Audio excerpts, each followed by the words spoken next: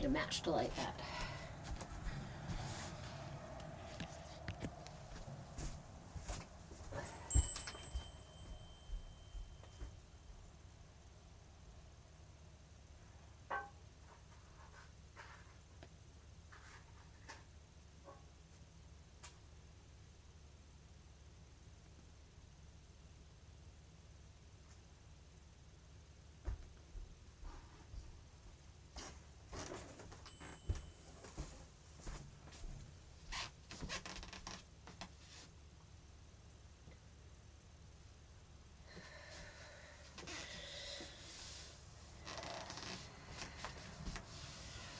Welcome, welcome in, everyone.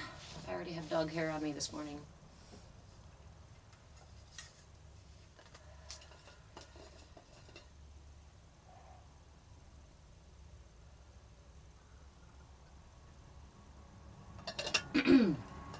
For those of you new here, hello. My name is Reverend Deborah. I'm an interfaith minister, a movement facilitator, and your Shenanigans shaman. This is our tiny yoga class. It's a 30-minute gentle chair flow for everybody in every space. All you need is a place to put your butt. So if you'd like to join me for class, we will start here in a few minutes. Just kind of give everybody a few minutes to filter in. Remember, we are live both on TikTok and YouTube. So YouTube has a wider view there. So if you want to see a little bit more, I usually try to keep it in the camera space here though. So replays are also on YouTube too. If you can't stay for class today, replays will be on YouTube. I am Move with Change here on TikTok and on YouTube. If you can't sit through the whole class today, you can also go find those replays. If you love class so much, you made it through the whole class and you want more, there's replays on YouTube. Go to YouTube, go follow me over there.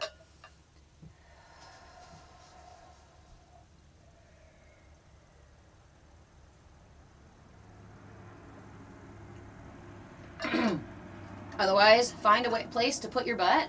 And today you may need a pillow. Today you may need a pillow or a blanket because we are going to lay on the floor. If it's not available to you wherever you are at to lay on the floor, you can always just choose to do something else during it's just the last little bit of our flow today that we will go on the floor. So again, you are your own guru, right? I am in my space, in my meat suit, in my version of reality, and you are in yours. So if what I'm doing does not work for you in any capacity, whether it be on the floor or a certain position or what have you, just modify. Either get as close as you can to it or do something that feels better. Hold on, let me check on dog. Sir.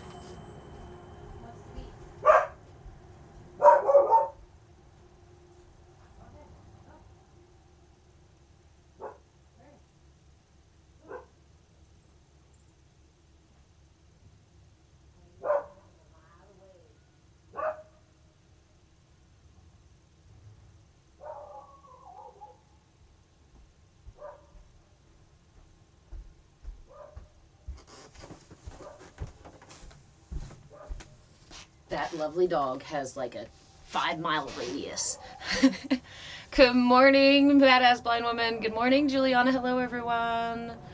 Welcome in. Share with your friends if you know anybody who can get a little bit unstuck, who could use some getting back into their bodies. Remember, this is not a hey, precious time, how are you? This is not a super advanced class. You don't have to have an extensive yoga background. You don't even have to have any special outfit. The thing I love about chair yoga is you don't even need a mat. You don't even need a chair. You just need a place to put your butt. It can be the edge of your seat. It can be the edge of a chair. It can be the edge of your bed. It could be a park bench. You could be sitting in the front seat of your car. Although if you do swing your legs out, it's a little bit better. But today we're going to keep it nice and simple. My morning has been a bit slow and sluggish, so we are going to practice our mudra for the week, the Ashva Ratna mudra.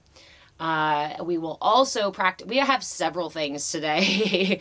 This is in lieu of me actually creating the content and sharing it because I'm quite slacking on doing that, and this is honestly the most authentic way that I like to share these tools is in real time with you.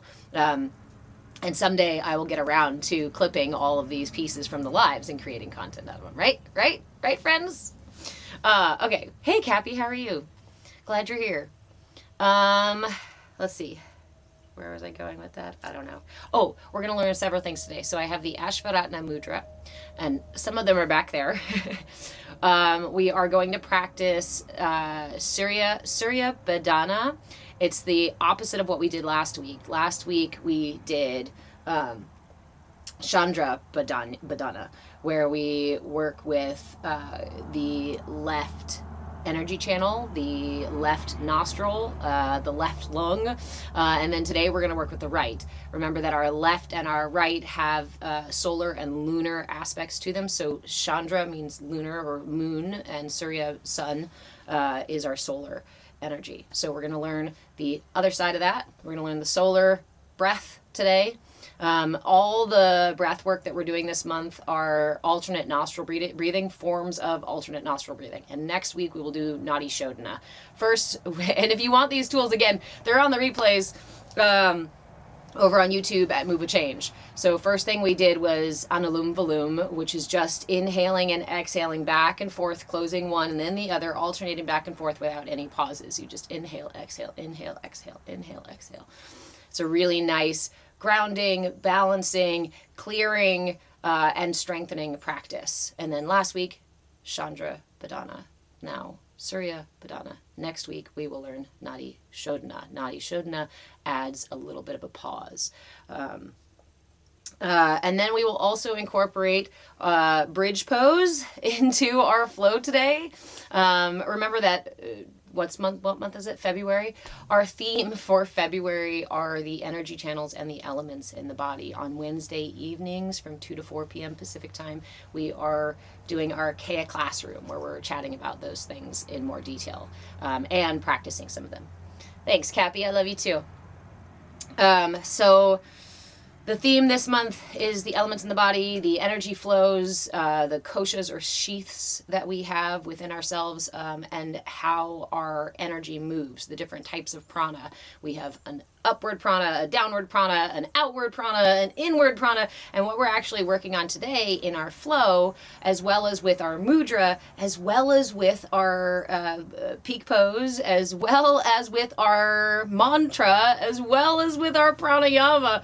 Everything we're doing today is actually to strengthen the Agni, the digestive fire. It's also called the Samana Vayu. That's the movement of energy from the outside of the self in towards the belly, in towards the digestion. So if at any point during any of these practices you notice you start getting really hot, that is a common thing that can happen when we work with digestive fire. So if you're already a little bit hot today, maybe go a little slower. If you get uncomfortable at any point, always remember you are your own guru. It's up to you to build a trusting relationship with yourself. And that means when your body says, maybe we give it a little bit of a break, right? There's a lot of places where you can push yourself really hard. You can push past your boundaries and like no pain, no gain, whatnot. This is not one of those places. Here we meet ourselves with curiosity and willingness as a means of building trust with ourselves and practicing self-care in a way that's supportive rather than combative. Hey, Courtney, how are you? Thank you, friend. So we will start at 10:10, and it's 10:09, so lickety-splickety, grab your seats, grab a pillow if you have one, because like I said, we will be on our back, we will be laying on the ground just for a little bit to do that bridge pose. Girl, Courtney, how are you? That good? Or that in need of some yoga? I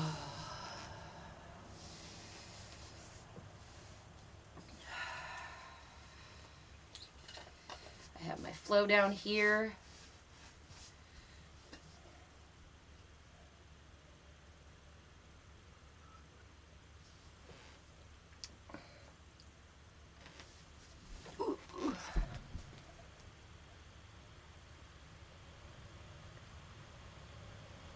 Do a Buddha.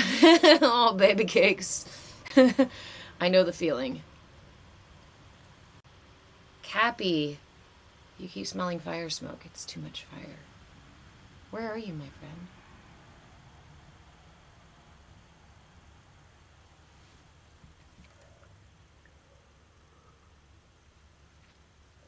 I usually wait until after class, but I'm going to toss you in the Reiki jar again, Cappy.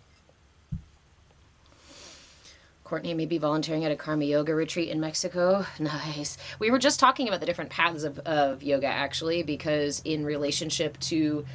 Oh, my board's flipped over. I should probably flip it back over. In relationship to the different koshas, the different sheaths of self, there are the different paths of yoga address each different sheath. Karma yoga is a really, really fantastic one, right? Learning to release our attachment to our attachments, period, to the outcomes of things. Hold on, let me flip my board over so I have my notes. This is so Virgo, you guys. This is so Virgo.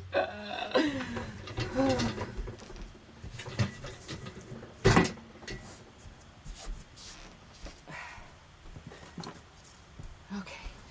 We will start class here, so go ahead and find a place to put your butt. Okay, Cappy, I would like to talk later.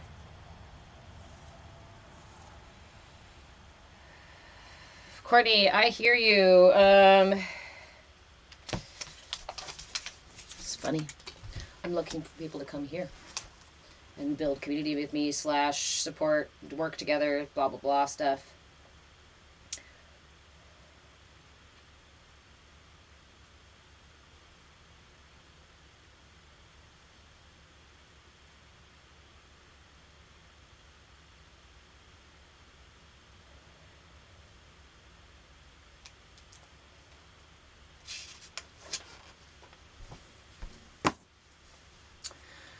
Sharna, hello. This is our tiny yoga class. It's a 30-minute gentle chair yoga flow for everybody in every space. All you need is a place to put your butt, and today if you have a pillow, it'll make it a little bit more comfy. We go nice and slow, but remember, you are your own guru, so if I go through anything that doesn't feel good to you, make sure you make adjustments, or you just pause and don't frickin' do it. We meet ourselves in this space with curiosity and willingness, because curiosity and willingness are an opportunity to receive. When we show up with judgment, when we show up with frustration, when we show up with condemnation, guilt, shame, we create a battle. So,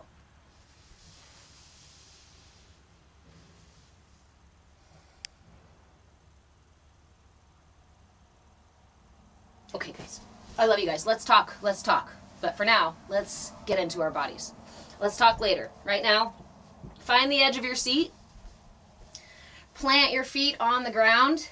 Make sure your knees are stacked over your ankles and your thighs are shoulder width apart. Go ahead and wiggle into your body. Wiggle into the present moment. Give yourself some stretches. Give yourself whatever you need to say, hello, body, I'm here, and to cut the strings of anything outside of this space. We've got 30 minutes to just be with ourselves, to be within our meat bags, to be within our minds, to be within our own energy. Even if the world, and it will, keeps moving around you, in here we can cultivate stillness. So go ahead and place your hands on your thighs. Close your eyes, and we're just going to take 3 deep breaths to fully arrive here for our practice. Begin by inhaling the breath through the nose, pulling it through the lungs and into the belly, and sigh it out. Inhale again, this time expanding the rib cage in all directions, front, sides, and back. Big deep breath. And let it go. Inhale once more. This time lifting through the heart and lifting through the top of the head to elongate the spine. And as you exhale, gently melt the shoulder blades down the back. Release any holding in the jaw, in the neck, in the brow, in the belly, in the hands, in the butt cheeks, in the thighs, in the calves, in the feet, in the back, in the eyes, in the mind. Bring all of your attention to your right big toe. Press your right big toe into the earth and release. Bring all of your attention to your left big toe. Press your left big toe into the earth and release. Wiggle all 10 toes. You can keep your eyes closed or you can open them at any point. Press all 10 toes into the earth and release. Press the heel of your right foot into the earth and release. Heel of the left foot into the earth and release. Both feet pressing into the earth. Heel, toe, and all, and release. Gently drop the knees side to side. Windshield wiper the knees, get a little bit of movement in the thighs and in the hips. Again, we're going to take our time today, so feel free to stay in any part of this flow that feels good to you, that you want to kind of hang out in.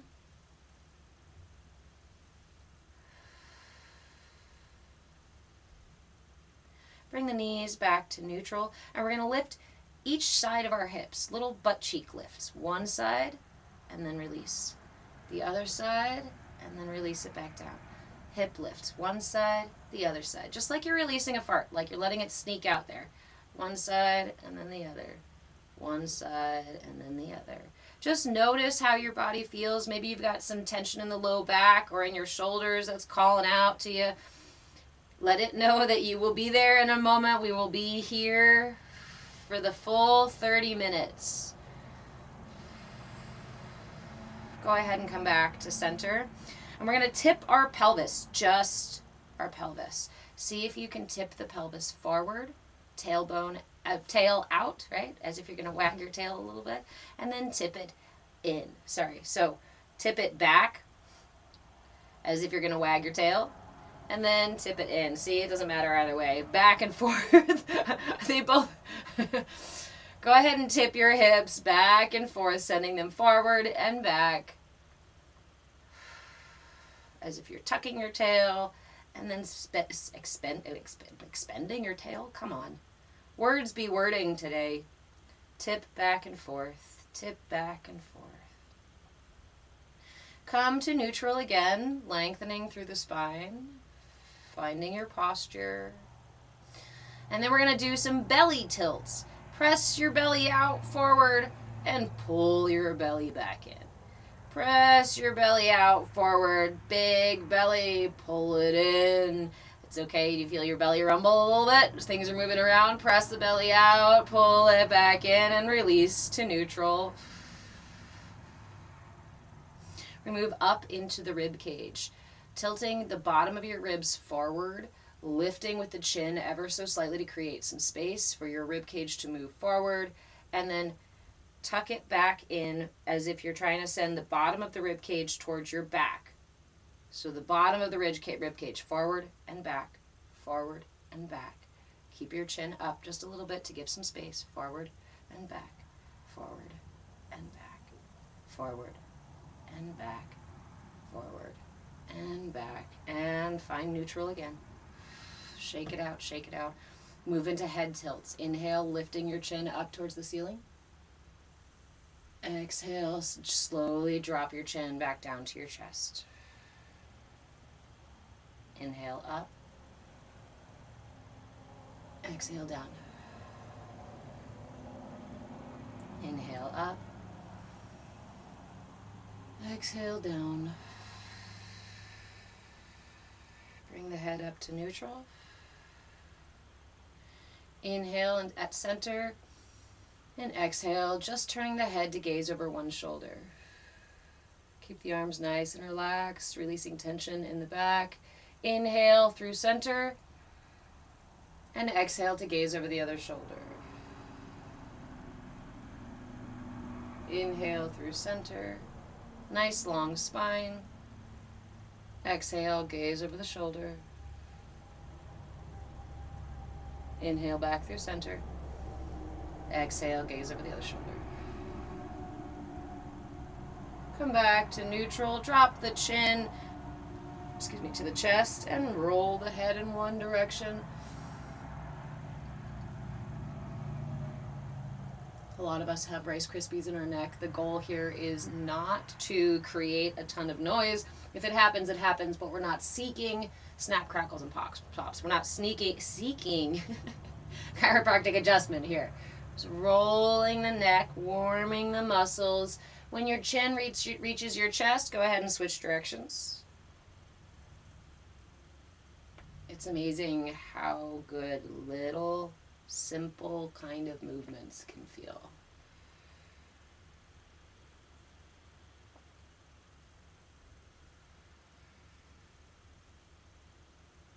When your chin reaches your chest again, go ahead and lift it parallel to the ground. Head back to neutral. Reach your left arm across to your right thigh. Release your right hand down towards the earth. Shake out that right arm. Go ahead and lengthen through the spine again. Be mindful of your posture. Then sweep that right arm open, out to the side, and up overhead. One more time. Lengthen through the spine. Drop the shoulder. Make sure there's room between your arm and your ear. Inhale. Reaching up with the fingertips. And exhale, opening in the right side body for a side bend. Go ahead and gaze past your armpit. Try not to offend yourself. Take a few deep breaths here. Opening into the side body.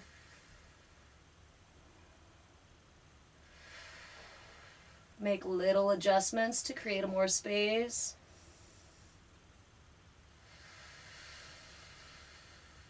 And on your next inhale, come back up and release that right arm. Shake it out. Opposite. We'll do the opposite side now. Right hand reaches across to the left thigh. Release your left arm. Shake it out.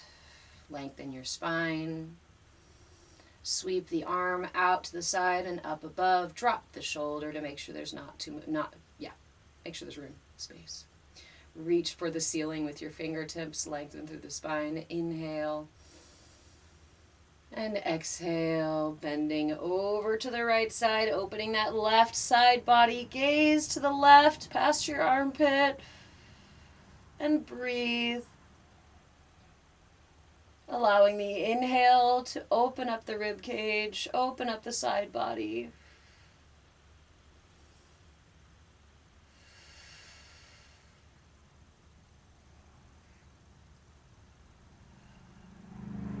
Inhale back up. Exhale, release that left arm. Bring both hands to your thighs, and we're going to move into cat-cows. Seated cat-cows, we just tip the whole this is not your rib cage. This is your pelvis and your belly and your ribs and your neck and your chin will all go forward, lifting the chin, inhaling. And exhale, pushing through the spine, curving the entire length of the spine from your tailbone to the top of your head. Push it back towards the back of your chair.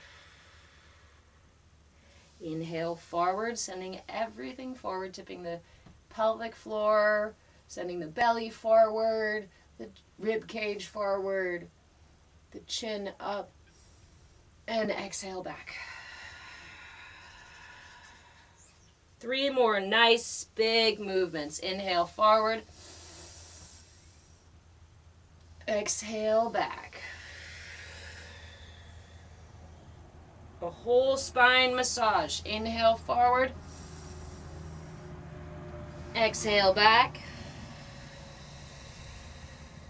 Inhale forward. Exhale back. And from here, go ahead and start rolling around into torso circles. Big, wide, whole spine circles. One direction. Try not to fall off your chair or slip off the bed.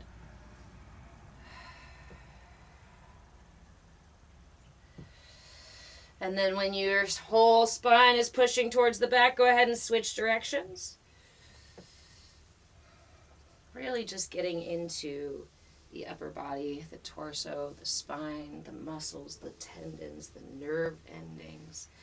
Giving everybody some movement, some attention. Once you're pushing back all the way towards the back of your chair, inhale, come back to neutral. Shake it out. Interlace interlace your fingers underneath your right thigh. Hey Brian, how are you? Pull the thigh up towards your chest. Point the right toe. Lengthen through the spine. Inhale, squeeze to your chest. And then exhale, forehead to knee.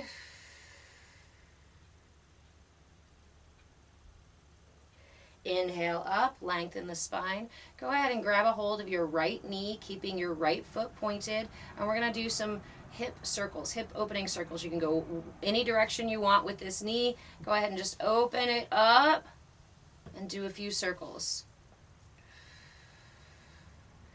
Finding the extension of your hip without the need to overextend or push super far. We're just feeling into the muscles, just warming up, saying, hello, body, I love you, I appreciate you, thank you for all that you do. Switch directions. Keep intention in your posture, nice long spine, chin parallel to the ground. This is going to help protect your back, your low back, while you're moving your hips, like so. Bring that knee back up to the chest, give it a hug. Nice big squeeze. Wrap your arms around it. Whisper sweet nothings to your knees. Thank you so much for keeping me mobile. And release. Go ahead and shake it out. Interlace your fingers underneath your left thigh. Pull the left thigh up to your chest. Squeeze. Lengthen through the spine. Inhale. Exhale, forehead to knee. Inhale back up, lengthening through the spine. Grab a hold of that left knee, keep that left foot pointed, and take several rotations, opening and rolling the hips around, getting into that hip joint. Try to keep your toes off the floor, but if you've got ridiculous long toes like me, sometimes it's impossible to keep them away from the floor. One direction, and then the other direction. Keep the intention in your posture.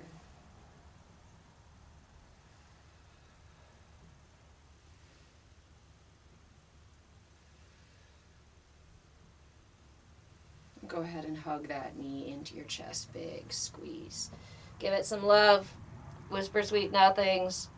Thank you for all that it does. And release it back down to the floor.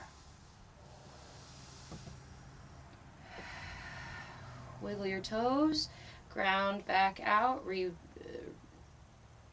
reconnect to the earth. Interlace your fingers together.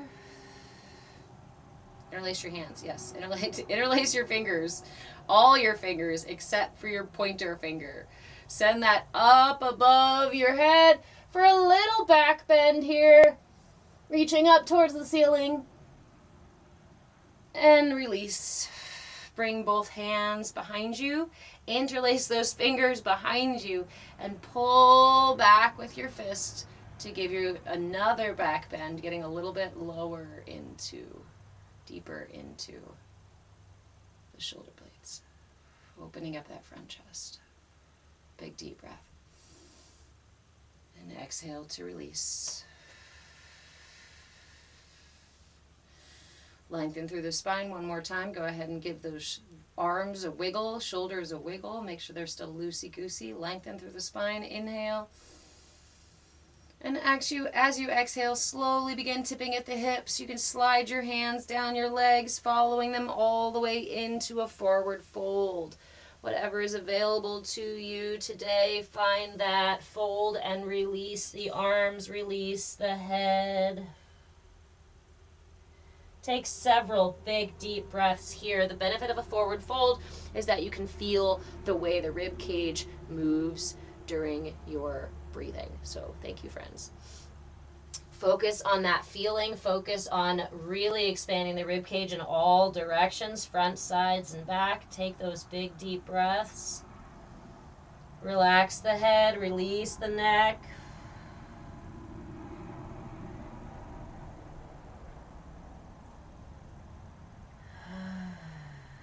It's okay to pause just to breathe without the need to do anything else, but just take some frickin' deep breaths.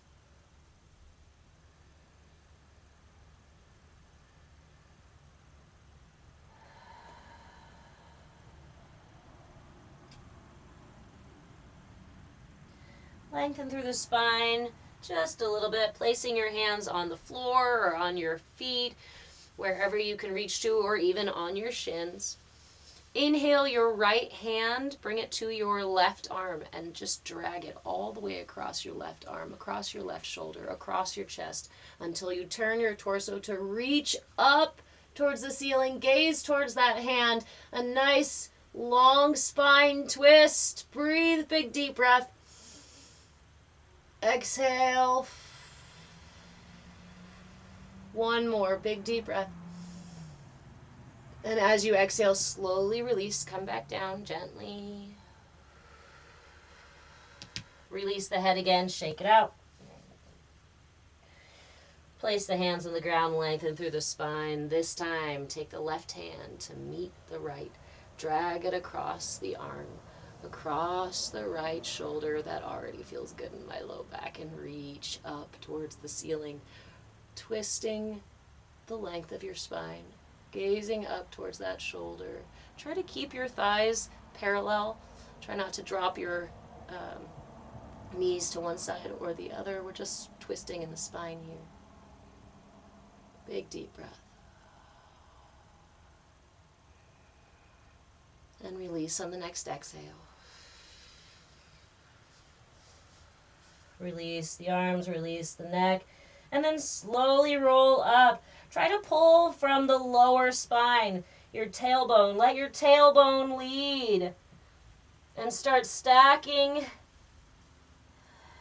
each vertebrae, one on top of the other. Take your time. Give yourself some wiggles. And we're going to transition to the floor. So, you can return to any part of the practice. If you don't want to go to the floor right now, you don't have to. If you want to, I suggest grabbing a pillow unless you got a nice soft carpet. So we're going to transition to the floor. Place your pillow on the floor in front of your chair and just come to your knees. We're going to first start with a puppy dog pose with the chair. So bring your knees back. Placing your palms on the edge of your chair. Bring your knees back enough that you can drop your upper body so that your head drops between your arms here. Lowering down to the ground. Try to keep your butt up a little bit. We're trying to do a little bit of a puppy here, so release the head between the shoulders. Sink the chest towards the ground. Lifting through the hips, toes tucked. Wag your tail just a little bit like an excited puppy. Get some movement, shake some stuff loose out of that spine. One more big deep breath here. Exhale. As you inhale, slowly roll up again. We're letting the tailbone lead, so tip the tailbone, curling it in, lifting through the low back and rolling up the rest of the way.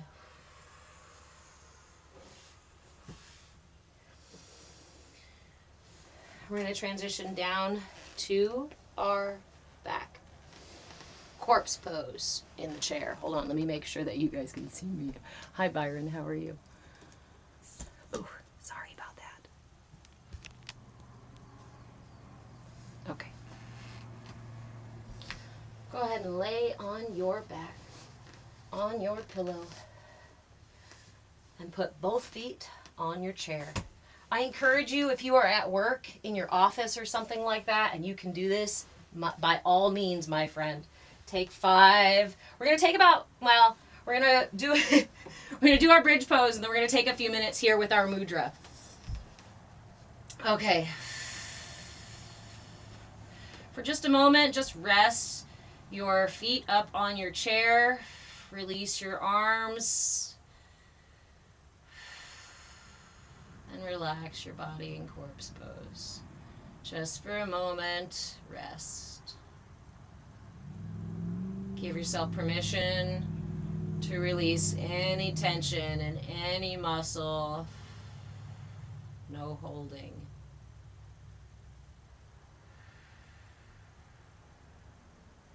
Release it all down into the earth.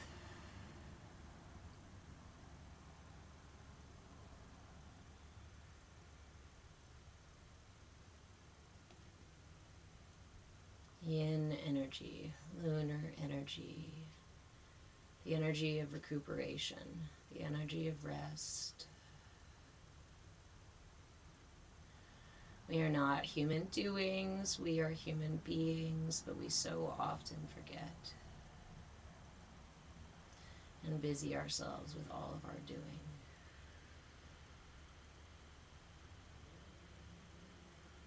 So take a moment to rest before we do a little more. Go ahead and reach for the legs of your chair if you have them. If you don't, you can bring your hands together and clasp them together underneath your butt as you lift, or you can just place your palms, arms extended, on the ground. Bring your heels a little closer to you so that you can place your feet down on your chair as you lift your hips into a bridge pose. Go ahead and lift those hips off the ground. Be careful with your neck. Nice long extension in the neck. Lifting the hips up. Hold and breathe. Pushing through the back body. Sending the belly and the pelvis forward. Inhale, big deep breath. And exhale, slowly release back down to the earth. Don't worry, that was the last one. That was the only one we're going to do. Go ahead and release the knees back into corpse pose. If you are still seated in your chair, I encourage you to go ahead and lean back. Try not to slouch, but you can lean back to rest in your chair. Release the arms, release the knees. Let the feet fall open if they naturally do so. Release the arms, hands. Take 3 deep breaths here. And then we will hold our mudra for 5 minutes. If you've got 5 minutes to hang out, stay on the floor. If you've got 5 minutes but you need to sit up, go ahead and sit up in your chair. We're going to practice our mudra for 5 minutes because it takes 5 minutes for energy to circulate through our systems. Here's my handy dandy timer. Oh, I don't know where I'm going to be able to see it. Okay. So our mudra for this week is the Ashva mudra, and it is done like so. This is the many jeweled horse, or the bejeweled horse, or horse temple of the jeweled horse.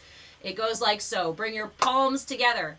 Keep your pinkies touching, your ring fingers touching, and your thumbs touching, all extended. Fold those first 2 fingers in together, and you have this nice little horsey head. Bring that horse to rest on your belly. Again, whether you're seated upright or laying down with me, relax everything else in your body. Remember, we hold our mudras with intention, not tension. Release tension. Remain focused on your intention, which for now is to hold this mudra for 5 minutes and just to receive the benefits of this mudra. This mudra helps to clarify our third eye, helps to strengthen our digestive fire, and by doing both of those things, helps us release negative patterns, negative thought patterns, negative attachments, things that are keeping us sluggish and weighed down. Let's let all of that burn away in our digestive fire with this samana energy, the energy of our system that comes from the outside, the periphery of our system, and inward to consume and transmute what no longer serves us. Go ahead and close your eyes, and I'm going to close my mouth here for a few minutes, and we're going to lay for 5 minutes with our mudra. If 5 minutes is too long for you, please give yourself a break, give yourself some grace. If you want to sit for more than 5, go for it. All right, we're going to flip the timer. I'm going to be quiet, and we're going to sit for about 5 minutes. Stay with your breath. Keep checking in with your mudra and releasing any tension you find in the breath, in the body, in the being. 5 minutes.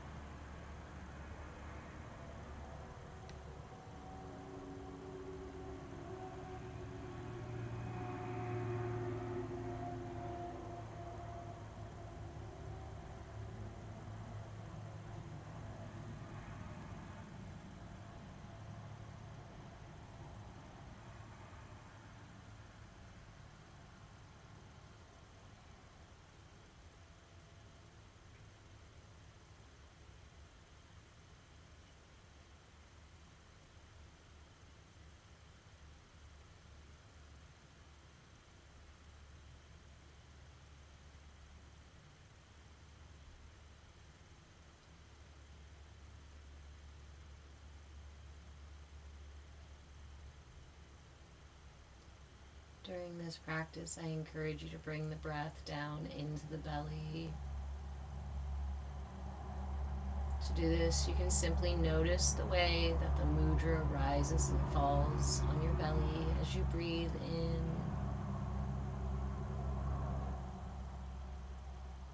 and out.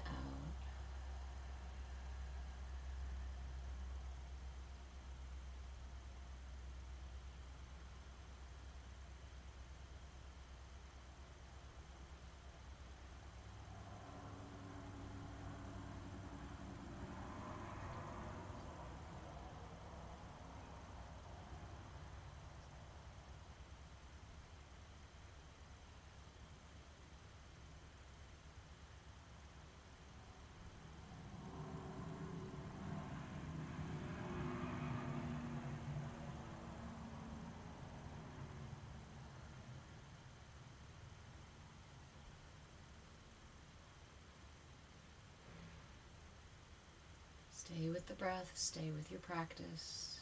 If your mind is extra busy today, offer it a gentle smile of gratitude for the opportunity to practice, bringing it back to center.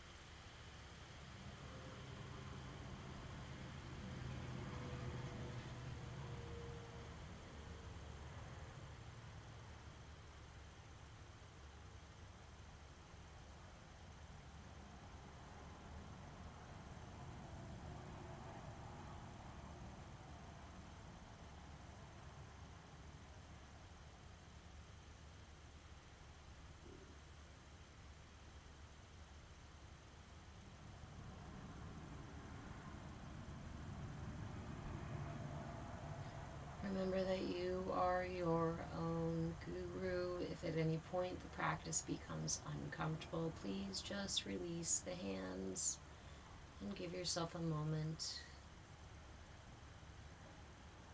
either before returning to the practice or closing the practice.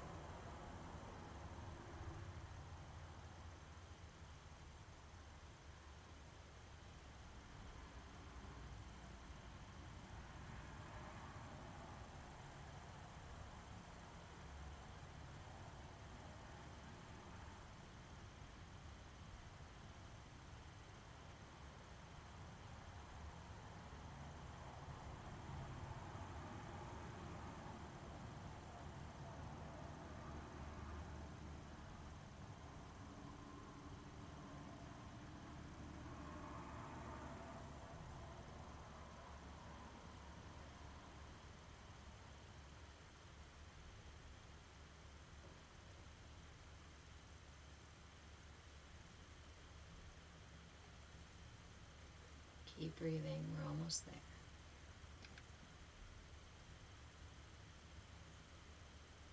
Take a big deep breath in. Fill your lungs and hold at the top. Let that breath swirl around your belly, clearing out any debris that's left, anything ready to go, and exhale completely. Go ahead and release the mudra. Bring your knees off your chair. Bring them into your chest. Give them a squeeze. Rock back and forth just a little bit. You can even grab a hold of your feet for a happy baby pose. Rocking back and forth. And bring both knees back into your chest and roll to one side. Pause here on one side.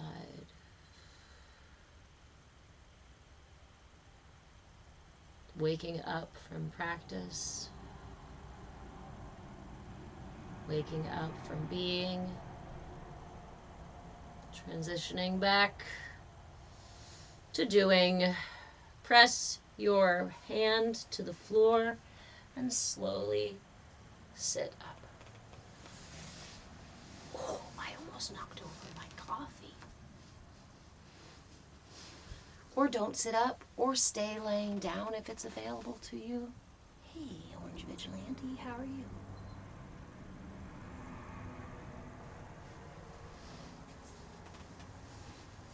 Hallo Joris, hallo. Hoe gaat het?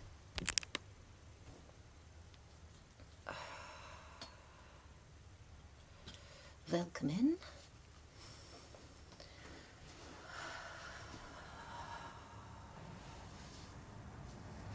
All right, so we practiced bridge pose, which is helpful for your digestive system. It's helpful for both the front of the solar plexus chakra and the back.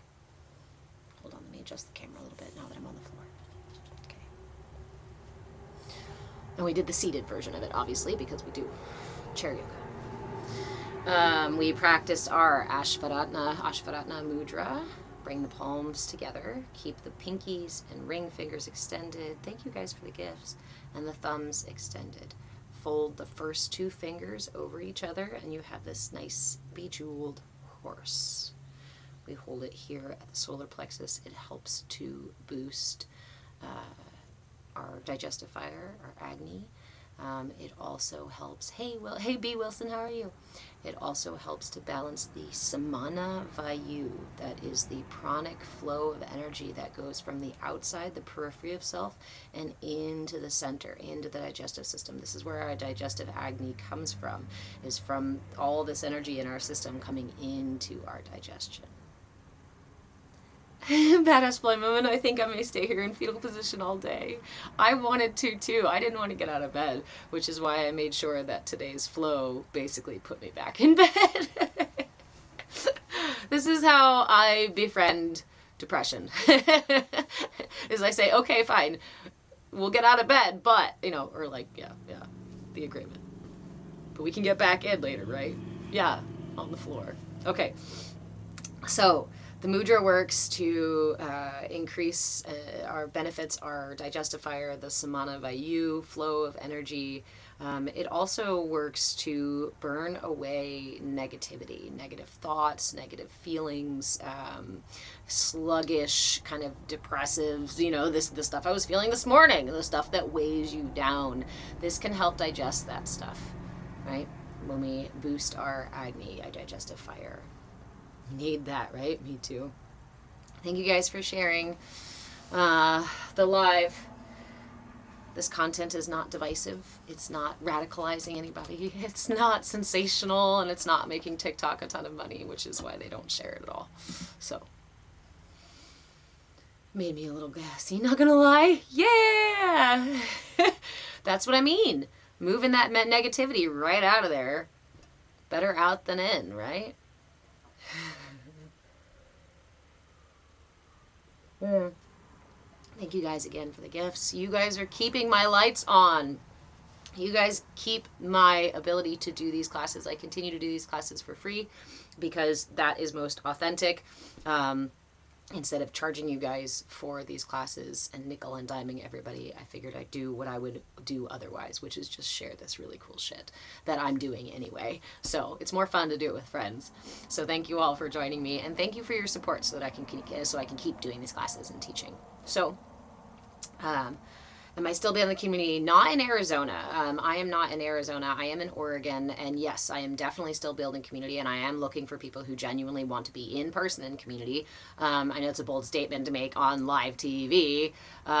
So, TV. I'm on TV. So if, yeah.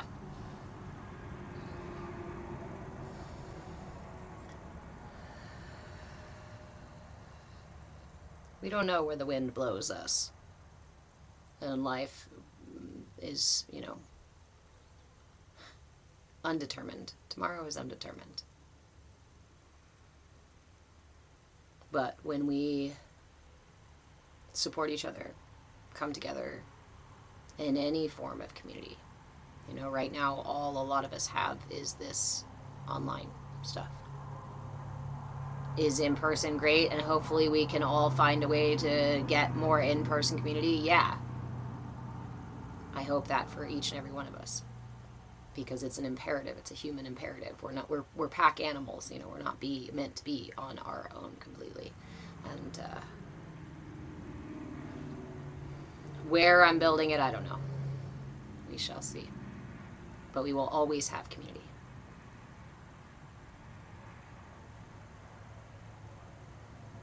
Courtney, look at your astrocartography. Have you looked at your astrocartography? So I did want to offer one more practice today for our digestive. Oh, I forgot, you guys. I forgot I had a mantra to go with our 5 minutes.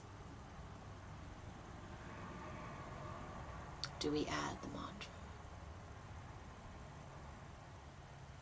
Badass Blind Woman, you think we should plan a camp out? I would love to plan a camp out. I think that's a fantastic thing. I don't know if I told you guys, or I haven't said it recently, but maybe a year ago or last summer or so, I kept having this vision of several people that I had known or met or seen, online, all coming together, and it was here in Oregon, and I was like, sweet! Maybe for the first time, I won't be the one who travels super far to get together with everybody. So, I do want to offer the Surya Bhedana. Isn't it, Nella? Camp out in Oregon. Come on. All right, so the Surya Bhedana pranayama practice is very similar to the one we learned last week. So let's review really briefly the pranayama practices that we have learned this month. Liv, right now I'm in Southern Oregon. If you want to know more specifically, you can message me, but I don't tell everybody my address on the lives. So, the first thing we learned earlier this month in February was Anulom Vilom, which is alternate nostril breathing. We use the Vishuddha Mudra. Sometimes I get this, sometimes I forget this name of this mudra. I don't know what the deal is with this mudra, but like this one escapes me often. I'm pretty sure it's the Vishuddha mudra. You drop the first 2 fingers. It's kind of half of our Ashva mudra, isn't it? Yes, it is. All right. Drop the first 2 fingers. Keep your thumb, your ring, and your pinky extended on your right hand. Yes, please hit me up in Discord. On your right hand. If you feel called to use your left, I'm not going to discourage you at all. I encourage you to try the traditional form of these practices always. So it's traditionally done with the right hand. And you use the right thumb to close the right nostril. So we're just practicing Anulom Vilom really quickly. We're reviewing. Right nostril closed with the right hand. Inhale through the left. Close the left nostril with that right ring finger and exhale through the right. Inhale again through the right. Switch. Exhale through the left. Inhale through the right. Exhale through the left. No pauses. Inhale through the right. Exhale through the left. Do that as long as you'd like to. It's really juicy. It's called Anulom Vilom, and it helps to balance these solar and lunar energies in our body, the prana and apana energy, and it helps to strengthen the nadis, which are our minor energy channels in our system. Our nadis, these minor energy channels, are like the pulleys that go around our chakras. So these give them their rotation. We've talked about this a little bit earlier. On Wednesdays, we talk about the structure of the whole system, right? A lot more. And the way that they turn. So think about if the belts on your car, right, are old or rickety or dry, or, they start to squeak, they start to not work so great, they start to not turn the parts of the car that they need to. Imagine how your chakras might feel with a dry, unoiled, sun-baked nadis because we haven't taken care of them. So alternate nostril breathing is a fantastic and really accessible way to alternate those. So here's a little bit of a shift too. You can use the traditional mudra here to do that, or you can place both those first 2 fingers on your third eye and then use your thumb and the ring to open and close this way. Sometimes this feels really nice as well, just depending on how you're feeling. Those are both options, either fingers down or fingers up. Don't poke your eye like I did. Back and forth. So alternate nostril breathing strengthens those nadis. I like to think about it like oiling them, right? We use the breath. I wanted to say this earlier. The breath, oxygen, has an electromagnetic charge. So when we are breathing, especially giving ourselves good, big, deep inhales and exhales and focusing on breath work using pranayama, we are charging our energy system. You're charging your vehicle, you're charging your vessel, you're charging your aura, your energy body, you're strengthening and fortifying it. Breath work itself makes your energy body go and open up. That's really, really nourishing. So Anulom Vilom, sorry, Anulom Vilom is both sides without any pause, back and forth and back and forth. I will add another piece here, but let me share these other practices. So Chandra Bhedana, the lunar side, right, is to just breathe in through, hold on. In through the left, out through the right. Close the right. In through the left, out through the right. Again, in through the left, out through the right. In through the left, out through the right. So the opposite then for the solar side. In through the right. So you use your right ring fingers to close the left. In through the right. Exhale to the left. In through the right. Exhale to the left. Alternately, you can put those 2 fingers up at your third eye, and again, in through the right, out through the left. In through the right, out through the left. Try to lengthen your breath now for a few, inhaling a little bit longer. Exhale through the left.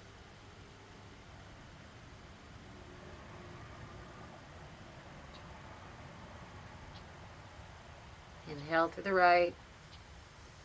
A little bit more each time. And exhale all the way to the left. Try not to the breath on your exhale. See if you can keep it nice and steady.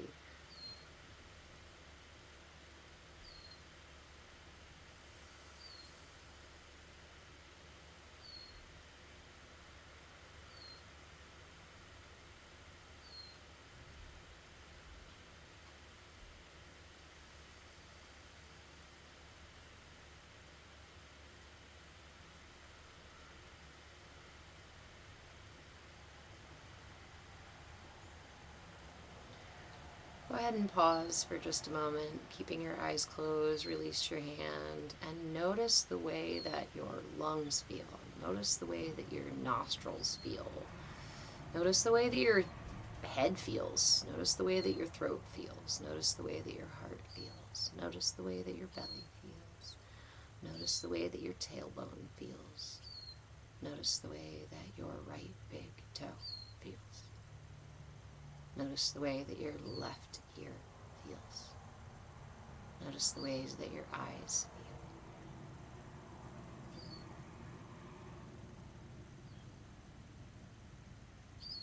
feel. Notice the self.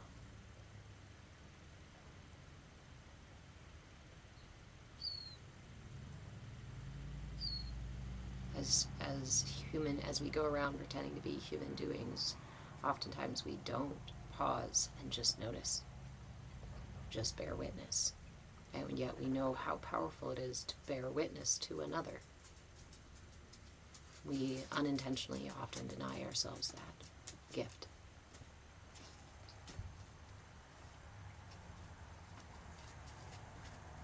When you're ready to open your eyes, I encourage you to rub your palms together to warm them up a little bit and place them over, cup them over your eyes, fluttering your eyes open underneath.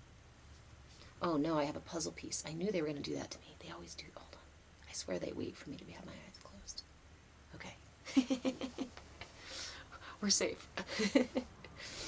Thank you guys for the follows. Thank you guys for the love.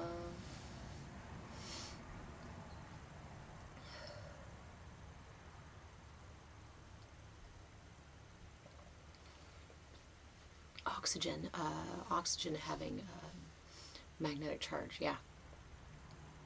I mean, it's literally, right, life. And everything in the universe is all vibrating at that different, yeah. And my brain, that breath work just calmed my whole head. So I wanted to add a piece. For those of you who are getting into or wanting to get into practicing breath work, I have one of my favorite ways to practice it. Ryan, watch the 4 density of the lungs breathing on YouTube. Cool. I will check it out. So,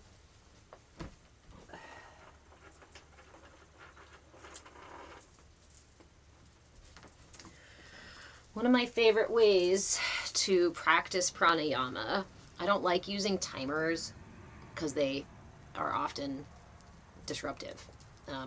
And yeah, personal preference. So I will use my mala. A mala is just a set of 108 beads. Usually with a tassel and or guru bead, which is separate from the 108. Courtney, what? I would pull this out right now. So there's a couple of things about malas, especially if you're new to malas. So the origin, let's start there. The origin of beaded necklaces, right? This is well way beyond a rosary or malas, or like they're some of the earliest things that archaeologists have found of human evidence, right, of these beaded necklaces. So we can step away from it being dogmatic or any, like, specific to any sort of ideology. And I appreciate them just for the practice of focusing my attention. And then also as a timer, as a count. This actually works to count. Thank you, Ryan. Love you too. Haha, actually, it's funny because I just got a mala order the other day and I was super inspired and made it like really quickly and was able to charge it under the Leo new moon, or the Leo full moon, and everything. And so I was kind of feeling really inspired to do them again. And yeah. Reach out to me if you want a mala. I do make malas. I usually do them for $70 for a mala with real stone beads. We have a local warehouse here that I go and I get my beads from, so I know they're actually good beads, and they're, yeah. Let's see. So if you want one, reach out to me and we can talk about it. It's meant to be. Okay, so using the beads, there are a couple of things, some ideas about these things in regard to the elements in our system, right? You want a skull bead one? That's what I wanted to make. I was literally inspired to make a Kali one, and I know there are a couple of people actually who've been wanting a Kali one. Yeah. And we're in the middle of doing the Kali Nitya right now. I don't know if you've seen that, Courtney, but if you haven't started, you can start at any point and just say each of the prayers. So we can talk about that in a minute. But I want to share here with how we use our mala, some tips for using the mala. It is believed that if you drop your mala or leave your mala on the ground, it loses charge. Well, guess what? That's what the earth does, right? It drops any kind of stuff off of it. You can't put a battery on the ground for too long, otherwise it drains the battery. Your malas, the more you practice with them, the more you charge them. So I encourage you to make sure that you keep this in a place that is off the ground. And in a place where it may not be played with by a bunch of the people. Now, I personally, I was going to say, I share my malas, but I'm like, actually, these two, I don't think I really shared these two malas. Usually I have one to share and one that's definitely only for me to use. A couple of other things about it is that your index finger is the channel for air in your system, right? The air element. And air can be disruptive. Too much air in your system can be a like busy brain, racing thoughts, shortness of breath, lots of other, it's funny, right? Excess air in the body isn't big deep breaths. It's actually like a kind of jittery anxiety and dry sensation. So instead of drying ourselves out and making ourselves a little bit cuckoo during meditation or during our practices, we avoid using the index finger. So keeping the index finger extended, you would count your beads one by one with your thumb. You just pull them, that way. Pulling them one at a time. If you're using a mala, and you want to follow, let's see, some of the other things. So the guru bead is considered, right, your temple. This is your temple or the point of wisdom. And when you use your mala, you go from the guru bead all the way around in one direction, all the way. And then when you reach your guru bead, you don't cross the guru bead. We don't pass the temple. We pause at the temple, turn that back around, and go the opposite direction. So you're never actually crossing, counting over that tassel or that guru bead here in the center. We're using that again as temple, as a reminder. This is a complete cycle of practice, a complete journey around the mala. So when you do this with pranayama, you get about a 20-minute practice, especially when you do like Nadi Shodhana, alternate and outward nostril breathing. It's about, if you're doing let's see, we'll do Anulom Vilom. Try it with me if you have a mala. You can give it a shot here. So Anulom Vilom, drop those first two fingers. Man, words.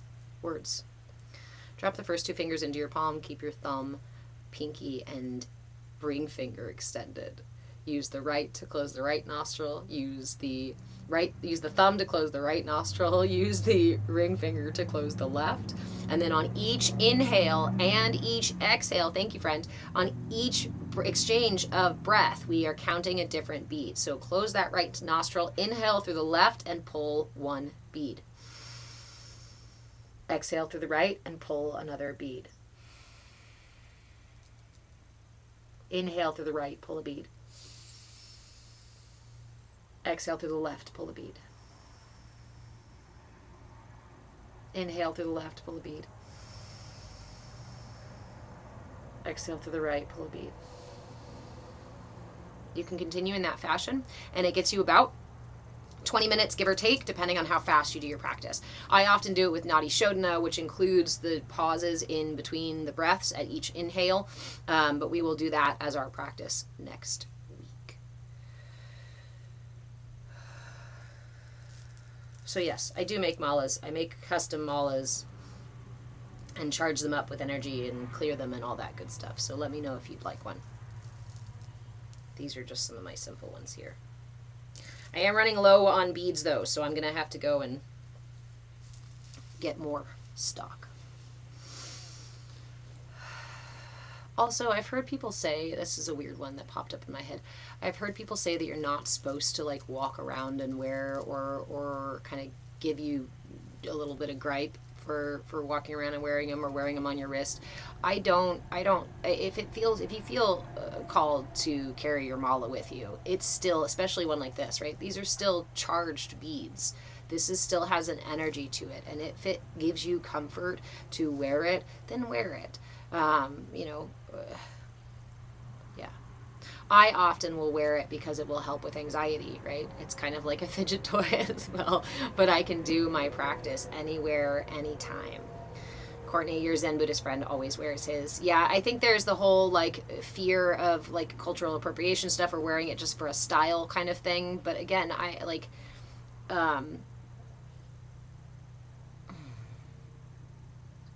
that's why I said in the very beginning, the beaded necklace, a string of beads, predates like any of these other practices, right? So if you want to wear a necklace of beads, then wear a necklace of beads. If you want to wear one that you practice with as well and you charge up, then more power to you, because that's going to give it more power. Power. Hi, Mama Yeti, how are you? We got through our 30-minute yoga flow. We even got on the floor. Replay for our tiny yoga class is on YouTube. Hi, YouTube. I apologize, guys, that I don't have one device for my cameras and I keep going like this back and forth and back and forth and back and forth. Someday I will find the perfect tech background person to support me during these lives. Sometimes when I'm watching like independent news channels, right, or other lives, and I know that they've got someone in the background because they'll like talk to them or something, I get a little jelly. I'm like, I need me one of those. I need my backup guy.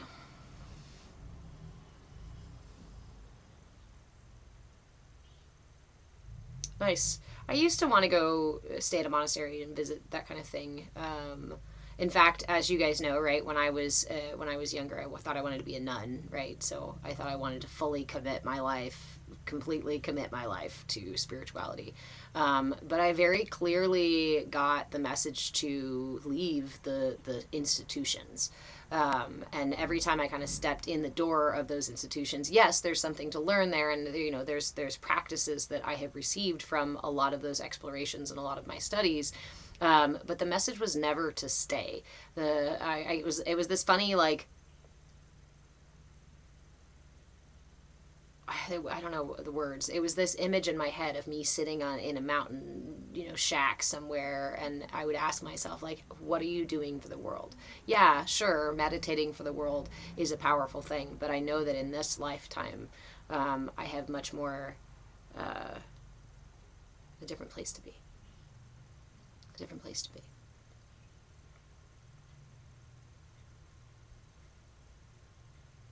getting called big time to get more into your Reiki practice. I encourage everybody who has the inclination to practice energy work. In fact, do you guys want to do the tethering meditation with me? I know we have like, yeah.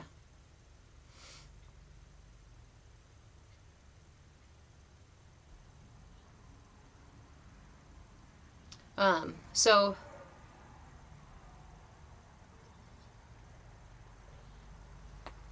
when I started doing,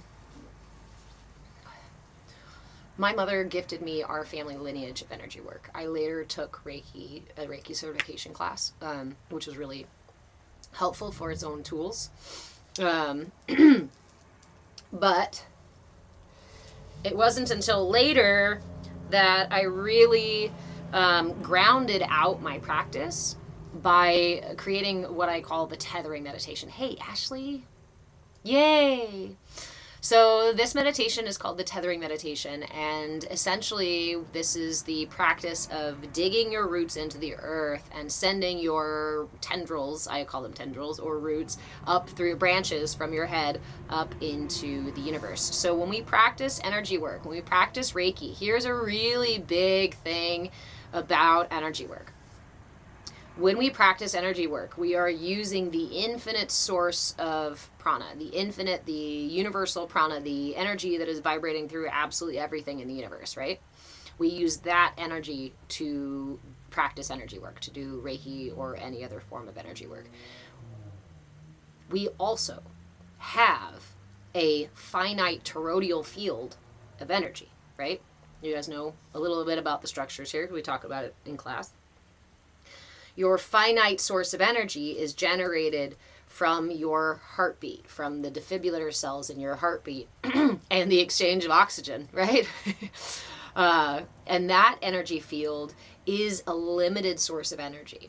So if you are practicing energy work and it is draining you, it's making you feel tired, sluggish, or you feel like you're taking on other people's stuff, you may accidentally be using your energy field. When you are using universal source, when you're opening up your channels to use universal source, you do not get sluggish and tired. So take your time practicing. I know there's a lot of, I know as we collectively evolve, as we collectively are awakening, a lot of people are accessing the ability to and the desire to engage with source energy as well as with their own. But we want to make sure that we are noting the difference. There's a big difference between. Courtney, I do that way too much when I'm channeling for readings. Yeah, I didn't start doing energy work on other people until I was in my 20s. Actually, until I didn't. I had an ayahuasca ceremony and Black Panther, or I know they're not called Black Panther. There's another term for the cat, for the big black cat, stepped in me and was like, now you can go and practice energy work. But I was very hesitant, and part of it was my mother just told me never to tell anybody what I know. Like, she was like, you can, yeah. It's a bad thing. Don't tell anybody what you know. They'll put you away. They'll take you away. They'll study you. They'll whatever. And I was like, so I hid the fact that I did energy work for a while. I tried to engage a little bit more. Hi, friend. I'm glad you enjoyed the class. Welcome in. From Germany. Oh, I don't speak German.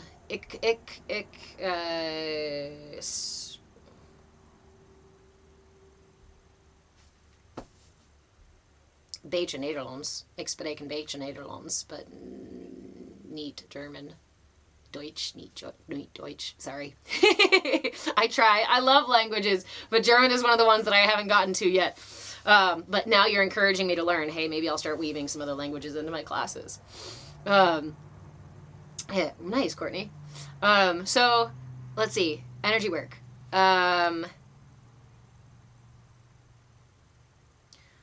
When we're using our own toroidal field. So how do we avoid using that field? To be honest, as we align our energy, as we clear our channels, as we learn to use these practices more and more, we will start to get better at separating those energies. When you first start doing energy work, I encourage you to focus mostly on the channels of that energy. So that's why I like to start with the tethering meditation. Thank you for the follow, friend. With the tethering meditation. The tethering meditation gives all of the attention and intention to opening the two sides of the central energy channel, the Sushumna channel. That's your crown chakra and your root chakra. If you're sitting down right now, you're sitting on your root chakra, and your crown chakra is right at the top of your head. This is these are the entry points for that source energy. Now that source energy, remember, it vibrates through everything in the universe, but with our toroidal field, right? Let's do this again.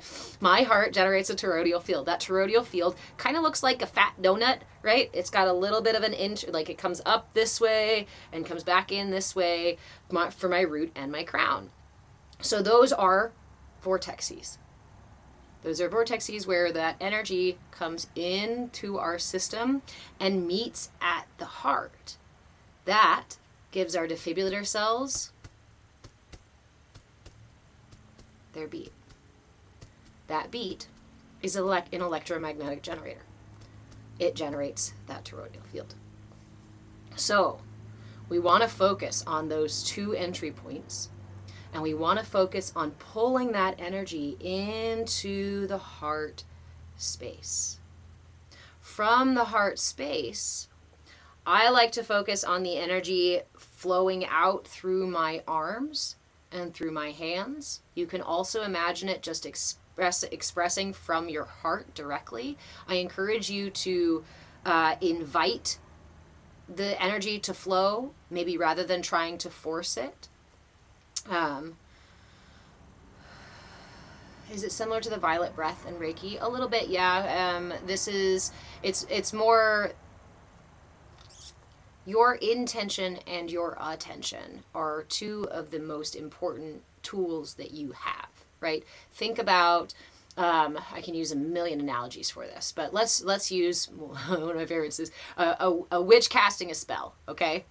We can use all these cool extra tools and sayings and spell casting, right? Words, as well as crystals, as well as a wand, as well as herbs and all these other things, right?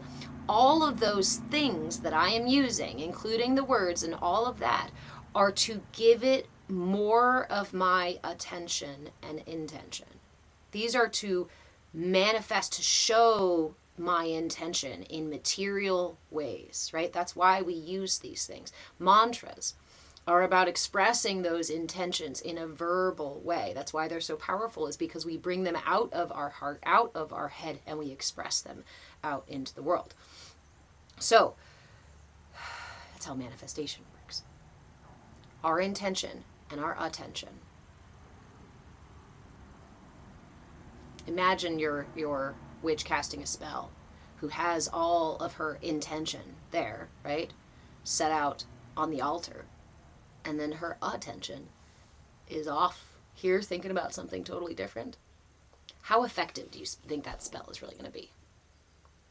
If I am writing a letter to someone and I have an intention to write this, well thought through, what have you, letter, but my attention is off doing other shit, I am not going to fulfill my intention quite the same way.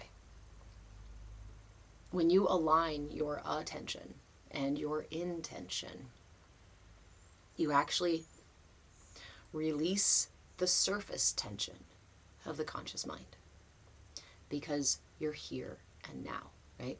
My attention and my intention is to be present in the moment. If my attention is on the dishes, but my intention, if my intention is to do the dishes, but my attention is wandered off to something else, I may not get the dishes done quite as well as if my intention was there.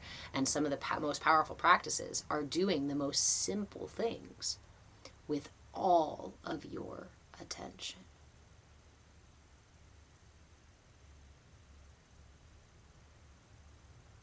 Your attention has the capacity to shift your experience of time and space itself.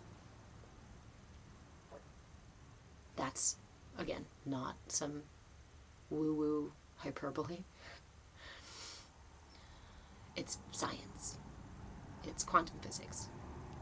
It's Your attention. Consciousness is a light, and everything in the universe is relative to light, is relative to attention, consciousness. Oftentimes we end up in situations we didn't expect or we didn't intend to. Namaste to you, my friend. Because our intention and our attention are not aligned. So in any practice, especially in this space, in any of these practices, I encourage you to cultivate your attention. Many of us know how to set an intention, right? Well, I just mean to do this. I'm gonna do a meditation. Ha! I set the intention. Now, do I have the capacity to keep my attention focused on it? Usually not if I haven't done a lot of practices of mindfulness. And my mind can be a lot like cats, herding cats, or monkeys just throwing shit all over the walls sometimes, right?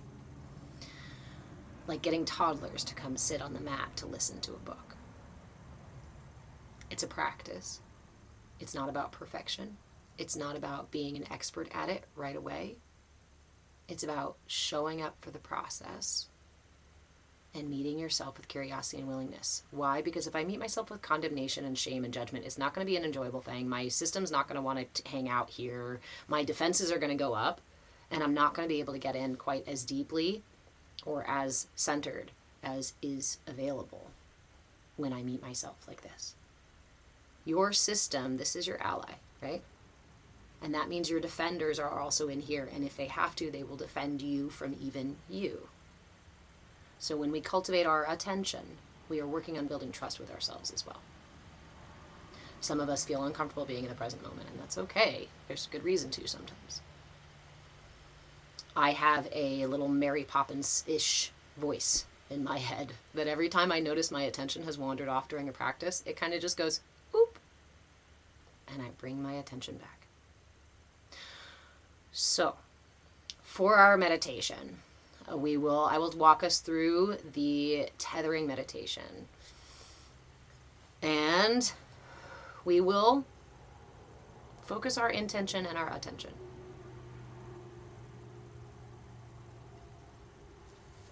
Hi there, friends. Welcome in, everybody. For those of you who are new here, we are going to drop into a meditation here for a little bit. Replays are on YouTube. If you're interested in the chair yoga class we did earlier, or you want to watch the meditation and do it with us later, I am Move with Change on YouTube. So we're going to do the tethering meditation. And I invite you during this practice, every time you notice your attention has wandered off to something else, just bring it back gently. Bring it back with curiosity and willingness, right? Curiosity being an inhale. Oh, hi, interesting that you're here. Random thought about whatever, right? Or random distraction outside of me. Exhale. I am willing to allow you to be without having to engage. Then I bring my attention back. Curious. Curious. Willing. Okay. So go ahead and find yourself a comfortable seated position. This one I prefer to do seated upright. I know a lot of times I say go ahead and lay down or lean back in your chair, but this one is about strengthening the central energy channel and becoming the tree, our own tree of life. So let's just drop right in. Go ahead and close your eyes, and we're going to take 3 deep breaths to fully arrive here for our practice. Begin first by inhaling the breath through the nose, pulling it through the lungs and all the way into the belly. And sigh it out. Inhale again, expanding the rib cage in all directions, front, sides, and back. And let it go.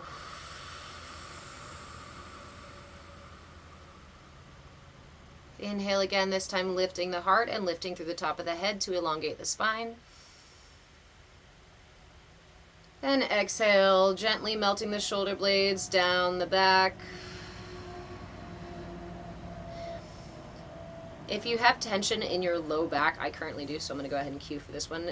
If you have tension in your low back, tip your hips forward a little bit and then roll your thighs, your butt cheeks out from underneath you. Sit back just a little bit, and that tipping of your tailbone will help protect the low back. This should release tension.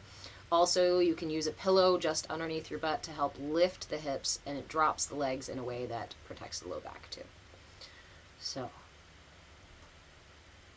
seal the lips and find a comfortable, steady rhythm of inhales and exhales. When we first sink into practice, our body may be calling for our attention. Our mind may be calling for our attention. We may feel anxious because maybe there's something else I have to do, or oh my God, how long this is going to take, right? Take your time, just breathing and witnessing the thoughts with curiosity and willingness. They're clouds that pass by in the sky. They're bubbles that are just moving through the atmosphere. They're farts and belches that are just releasing from your system. Release the tension, let go of any tension, and let them float away.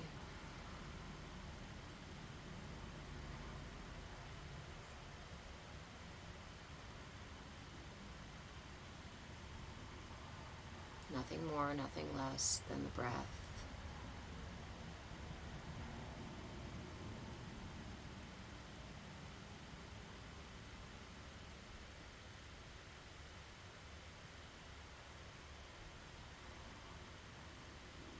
Just listen to the exchange of inhales and exhales.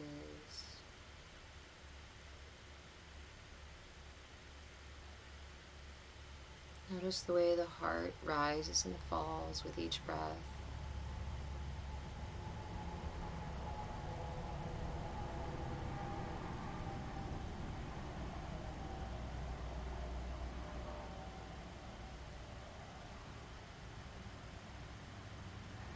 Notice the way the belly expands and contracts with each breath.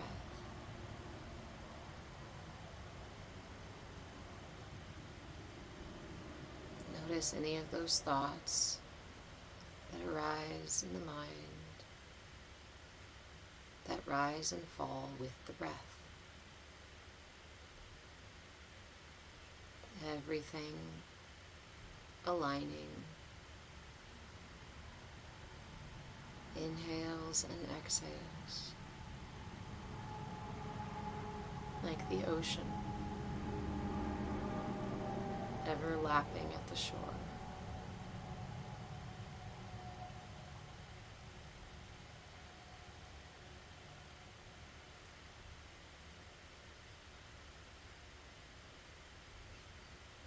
Go ahead and drop your awareness all the way into your seat. Notice the pressure of the points where your body touches your seat. Bring all of your attention, all of your awareness to all the areas that are touching the ground or your chair.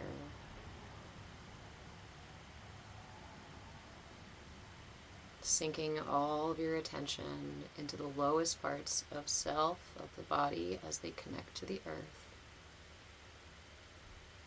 Stay with the breath, steady inhales and exhales. And on your next exhale, notice the roots that are beginning to grow. Small at first, coming out of all of those pressure points, all of those points that are connecting to the earth are growing roots.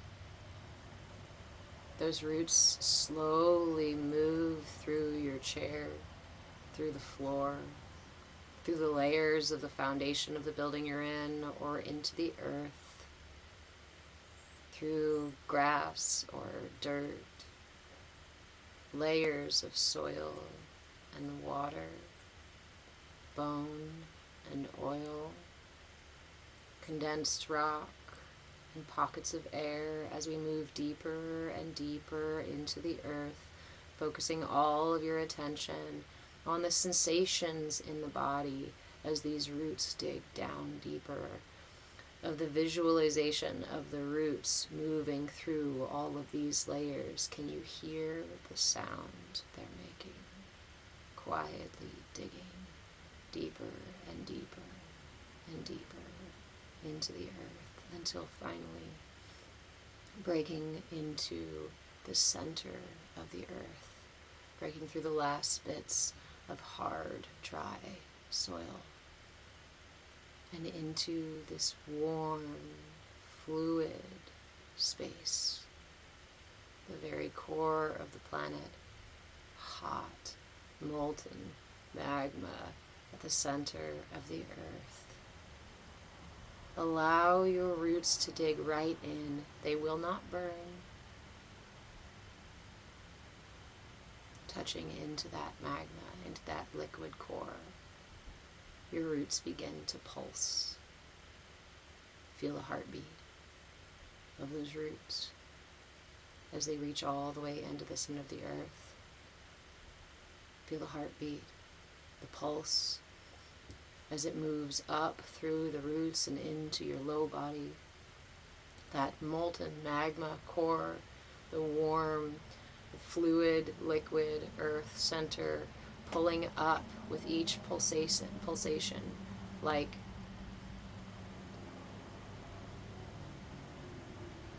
the very blood in your veins, pulsing along with your heartbeat, pulling that red core energy up into the self and slowly filling your being through that center energy channel.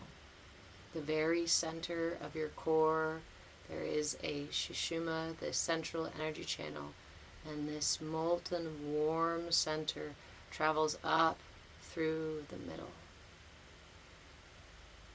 Feel the warmth as it grows from your pelvic floor up into your low belly, passing your belly button and through your center of your torso, up through your rib cage, spilling over into your heart, traveling up even further beyond your heart, through your neck, up into your head, and spilling out over the whole body, washing over every inch of you, filling you up, coloring everything in your reality a deep, warm, nourishing red. Hear that heartbeat as it pounds in your ears, as it echoes through the earth.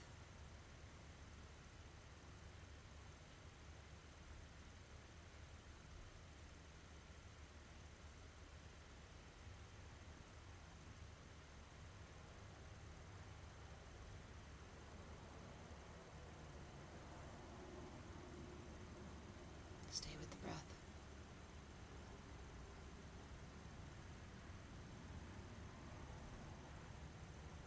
You are grounded. You are connected. You are supported.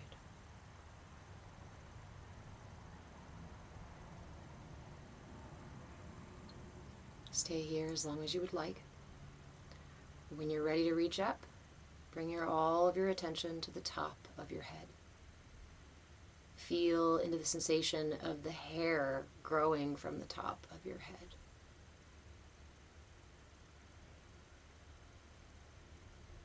As if static electricity has made your hair stand on end. Notice the tingling, notice the sensations as from the top of your head your branches begin to grow. Slowly, little bit at first, more and more as they reach up, out into the room that you are in, out through the walls and through the ceiling,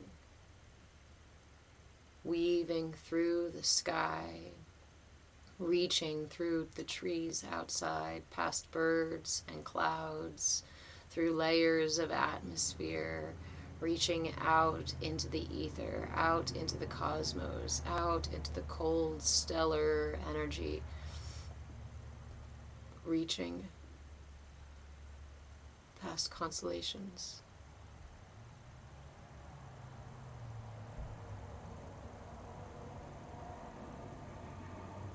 Allow those branches to reach out into the universe in whatever direction they go. Trust that they will find a place to anchor and allow them to grow. Stay with the breath. Reaching, reaching, until they find that point of connection. Branches connecting to solar energy, stellar, wind, pulling it down as they pulse. Feel that heartbeat in the top of your head, all the way through your branches as they extend out into the universe. And as they pulse, pulling that stellar energy in like glitter, pulling it down through the branches, pulsing with your heartbeat. As that energy comes into your head, the very top of your head,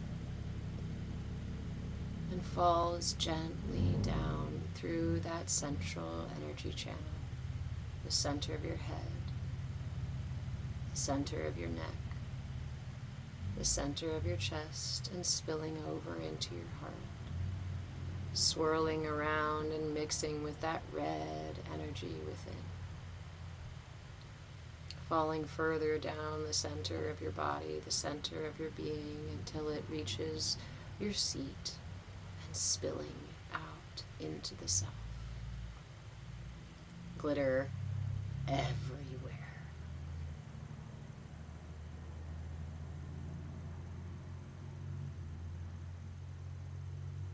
Notice more than just the visuals. Notice the sensations. Notice the sounds. Notice the smell or the taste of this earth energy and cosmic energy mixing within your heart, filling your entire being. Listen now for just your heartbeat. Focus on your heartbeat, nothing more, nothing less than the heartbeat. It's okay if the breath becomes shallow as you listen, as you reach for just your heartbeat, allowing the heartbeat to consume all of your attention.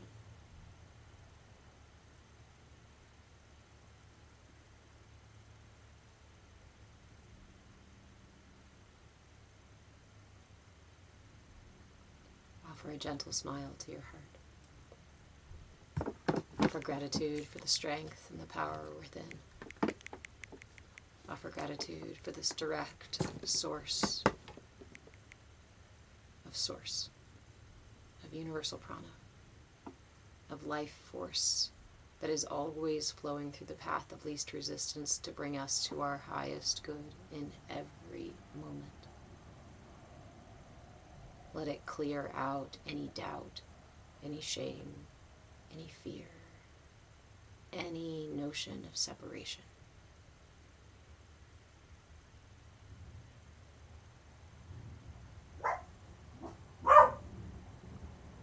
Continue to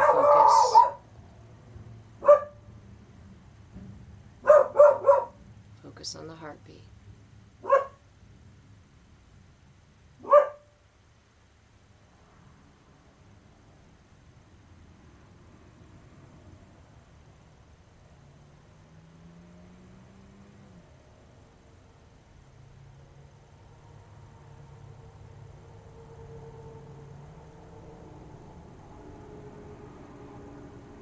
Stay here as long as you like.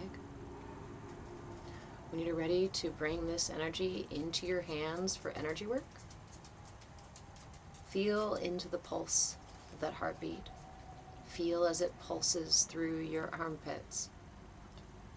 Feel as it pulses down through your arms, directly from your heart, sourced from the cosmos and the earth, brought together into the heart.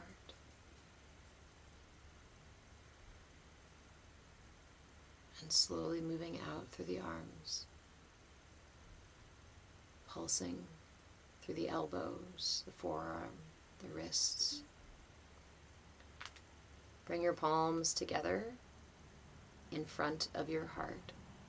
Press them together briefly and release. As you release, create a little bit of space in between your palms and notice as the small spark of light begins to form.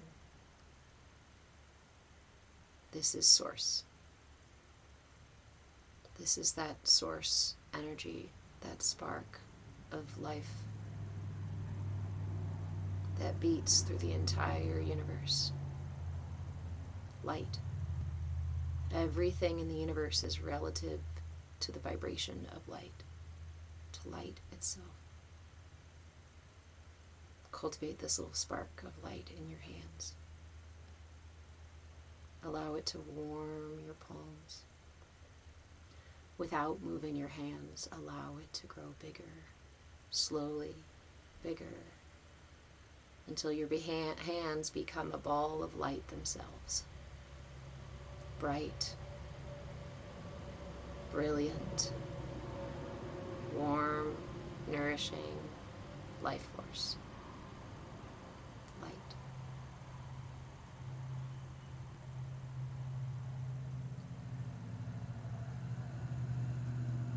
Anytime you notice tension in the body, in the mind, in the breath, let it go. Inhale it. And exhale, returning your attention to the heart, to the heartbeat, to the light in your hands.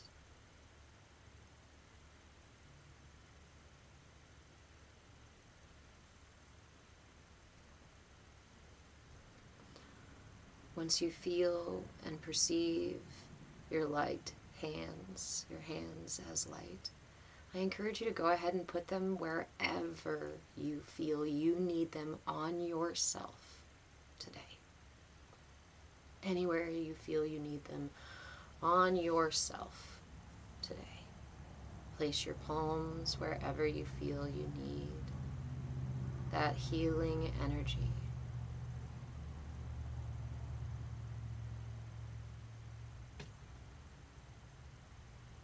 Remind yourself to trust in its wisdom. Trust that source energy always flows where it needs to go, always moving through the path of least resistance to bring us to our highest good in every moment. Release tension, release holding, release attachment to fear, doubt, and shame, and let source flow through you.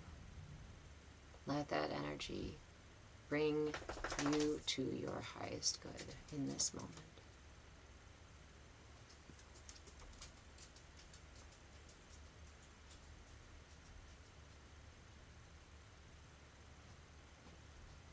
As you sit with your hands wherever they are, you can focus on the visuals of it. You can just focus on the breath, inhaling and exhaling. You can focus on the sensations or the sounds. Anything that anchors your attention into your practice, aligns your intention and your attention.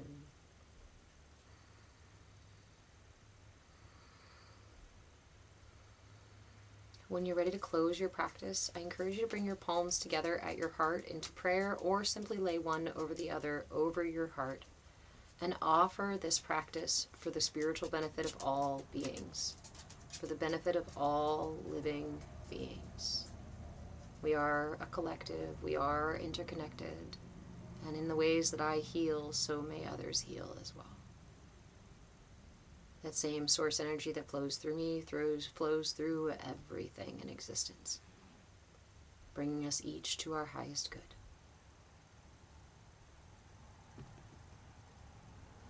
Offer gratitude for the practice, gratitude for the prana, gratitude for the connection. Know that you will remain supported and grounded, and you can check in with your tethers anytime, or you can go ahead and pull them in. You can reel them in, take a few minutes if you'd like to, and bring your branches back into the top of your head, bring your roots back into your seat. I personally like to leave them right there. When you're ready to come out of your practice, I encourage you to rub your palms together and cup them over your eyes, fluttering your eyes open underneath.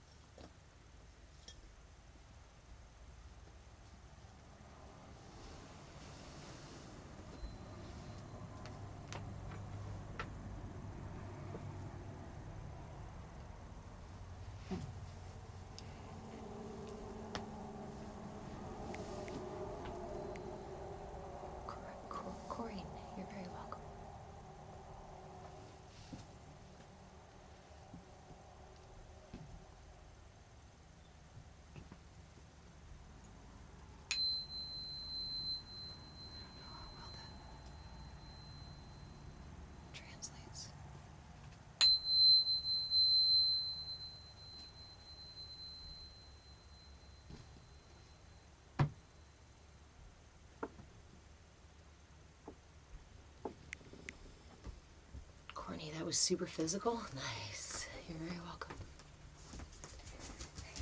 I just woke up and Daddy Cat was there all night and he said nothing. Good morning, son. Morning. You want to sit there for a minute? We just got out of a meditation.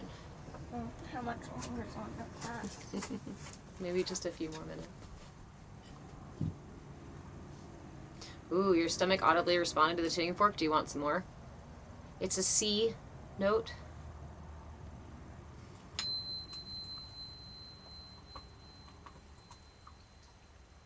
Aloha from Maui. Hey, friend.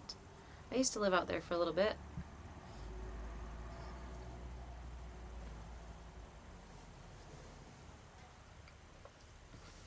Michael, I really love this live and the YouTube videos. Please keep it up. Thank you so much, friend.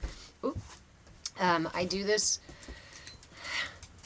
I was doing it a lot more full-time last year, and I'm getting back into the schedule again. Usually over the holidays, I take like personal time, but I'm getting my schedule back up. Right now, we have a Wednesday class and a Friday class. Wednesdays is from 2 to 4 Pacific time, and Fridays is 10 a.m. Pacific time. I will be adding, I think I'm actually going to add a Yoga Nidra. Yoga Nidra is like a yogic nap. It's you lay down with a blanket and close your eyes, and then I guide you through a relaxation process and then a visualization. We set an intention. It's a really powerful internal exploration, especially when working on cultivating your attention and your intention, learning how to align those.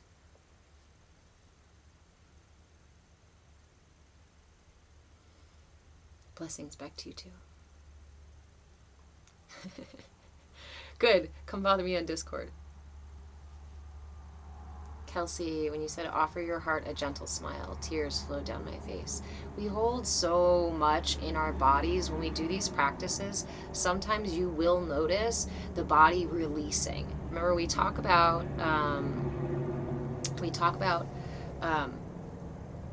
well, we talk about so many things. My pirates were just like, all these things. Our emotions, right? We're talking about our finite field of energy, and how we have our emotions are also just as finite, right? There's a singular source of constant in the universe, and that's light. Everything else rises and falls around that, moves around that. Within our body, within our mind, our emotions are like belches. I often call them emotional farts. Like sometimes it comes out of nowhere, and sometimes it stinks. Sometimes they're bad, like you're like, oh, I can't believe I let that out. But with our emotions, we stuff them back in. We hold the belch down. We swallow it back down, or we cinch our asshole and we don't let that fart out. And we're like, I don't want anybody to know that emotion. I don't want to experience that emotion. I don't want to see that. I don't want to feel like that. I don't want to smell that. I don't want to, we store that stuff back down in our bodies. And this is what I was saying before, yay. When we align our intention and our attention, we quiet the conscious mind. I love you too, sister. Or I love you too, friend. I don't know if you're a sister or a brother or somewhere. Yeah, okay. Conscious mind. The conscious mind, the busyness of the conscious mind, pulling us into the future and into the past and into ourselves and into wonderings and all this stuff, right? That's a lot of busyness, and it creates a kind of waves, kind of tension. Like if you go out on the water and there's waves going like this is a bunch of tension on the surface. When the waves relax, there's less tension on the surface of the water, and therefore things underneath will bubble up. When all this is going on, it actually keeps our emotional belches and whatnot relatively down. It's not until they become really intense or really built up, right, that they'll suddenly burst out or unexpectedly express, or you'll have a total blowout and you're like, I was trying to keep that shit in, but I couldn't because it naturally needs to be released.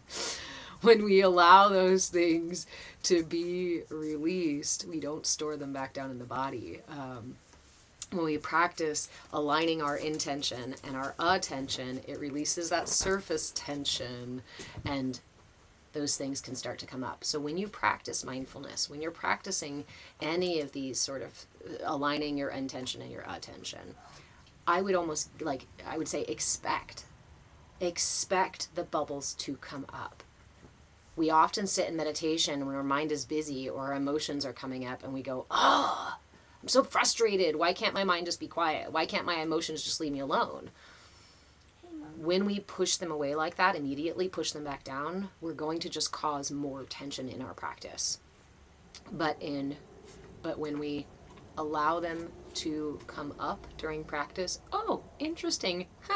There's shame. What's shame doing here? I'm just tethering my roots down into the earth. Oops. Trauma body. The mental kosha, the mental sheath. The body remembers these things. And when I am quiet enough, I can hear the body whispering.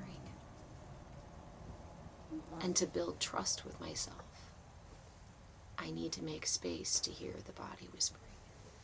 If I start letting out those little belches here and there, right, then I don't end up with a huge belly ache. Yes, son? After this,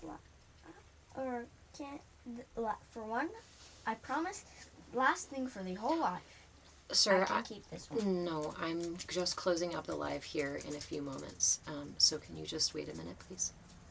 Okay, thank you. Justin, what do I think about 3D, 4D shift coming? The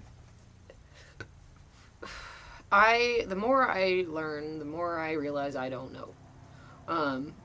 And the more I study, the more I realize how intricately complicated everything really is. Our universe, our reality really is, right? And it's funny because those realizations often lead me to a place of non-attachment, because there is too much for me to ever learn all of it, and it is so intricately interwoven. I don't think I can even really fully perceive of how intricate it really is. I don't think that's available to my brain. So when we think about things like 3D, 4D shift, where I sit is that through my lifetime, I know that I have witnessed a collective expansion, a collective ascension. And that gives me hope. I understand that the whole universe is working on the Fibonacci sequence, right? So we are expanding and evolving. In fact, the universe itself has a path, has a flow that we are collectively riding this wave. Little drops in the ocean, but all of us are part of a huge wave. And here's the reality. We're not all going to experience that wave the same. Some of us are going to be the water droplets that are breaking on the tip of the wave, making all that noise in white water. Some of us are going to be underneath the curve, and we're going to be cut out from the light for a moment when that wave breaks. Some of us are on the back side of the wave, just feeling the pull of it with no fucking idea where that wave is headed or what's going on the other side.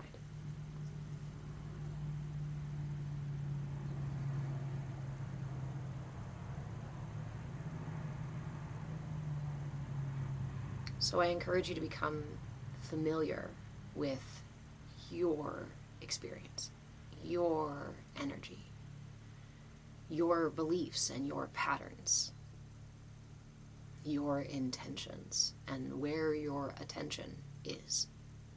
It's 5 o'clock. Do you know where your attention is? Because what's most important to your experience is your experience. And what is happening in the collective is also happening within you, right?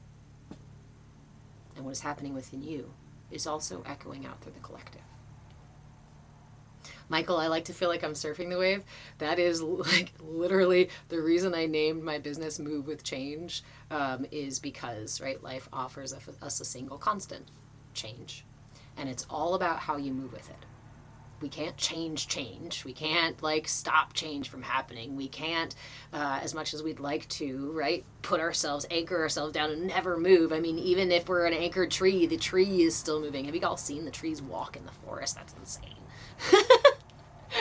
But even it's spinning, there's all constant move, move, move. So the question is, are we fluid? Are we flexible? Can we surf? Can we bend our knees to make sure we're not rigid? Because if we're rigid, if we're stuck, if we're holding on tight to the rock in the middle of the river, the flow is going to keep flowing. The wave is going to keep waving. It's all going to keep moving around you. And we often create tension. We often create suffering by those attachments, by those holding, by our desire for things to not change. You can't change change. Change is going to happen. Ooh, badass blind woman. I had a dream the other night. I was swallowed by a wave. I woke up from a dream this morning where I was having a staring contest with somebody.